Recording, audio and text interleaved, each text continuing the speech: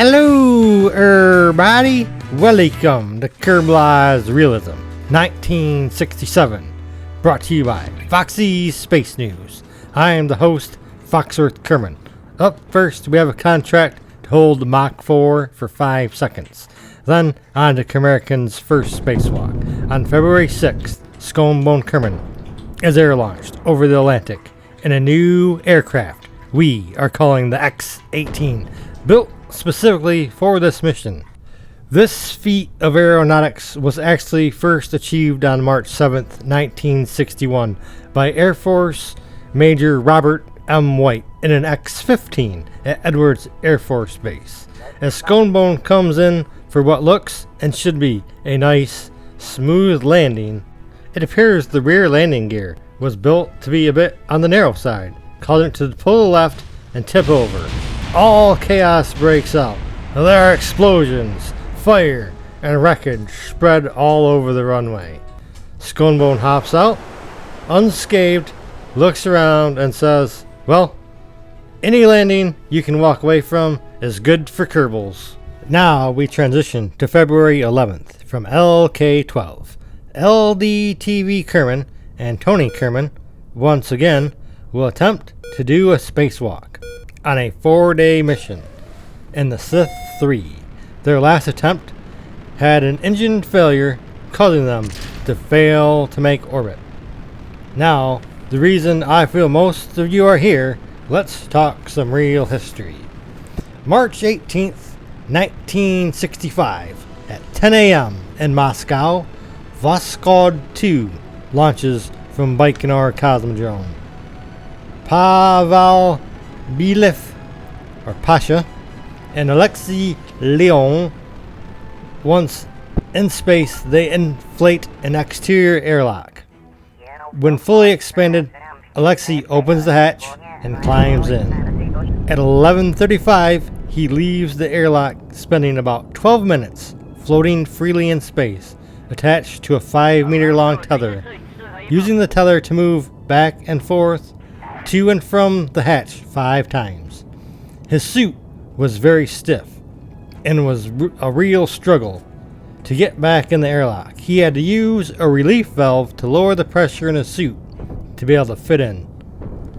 A little less than 3 months later, NASA answers with Gemini 4, crewed by James McDivitt and Ed White, which this recreation mimics. NASA was trying to keep it a secret that they were designing a handheld maneuvering device they were calling the Zip Gun, using a compressed gas to propel the astronaut in different directions. They begun decompressing the capsule.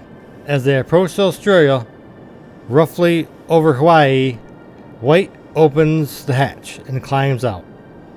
Attached by a 25-foot tether and an umbilical cord supplying oxygen. Unlike Alexei, who had a special suit with a backpack that supplied his oxygen, White finds it very easy to move with the zip gun, although he ran out of gas after about 3 minutes.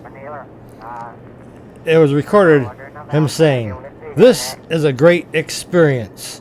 It's just tremendous. Right now, I'm standing on my head and I'm looking right down. It looks like we're coming up the coast of California. There is absolutely no disorientation associated with it." And in a matter of just 15 minutes, White had traveled from Hawaii to Florida. Soon, they would be midway over the Atlantic, approaching sunset.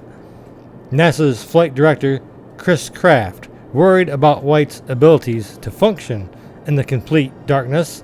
He ordered White to return to his seat. Now let's break away for a second. I did not know that Distant Object Enhancement, I believe that mod is called, added all these little, tells you what everything is. It's like all the little crafts, all the planets, all the moons, everything's out there. Nah, I never knew that.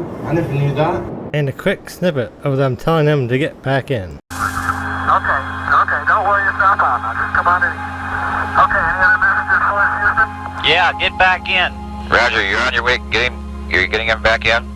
Yeah, he's standing in the seat now. His legs are down below the instrument panel. Okay, get him back in. You're gonna have Bermuda LOS in about 20 seconds. Ed White's spacewalk lasted about 23 minutes, twice as long as Alexi's.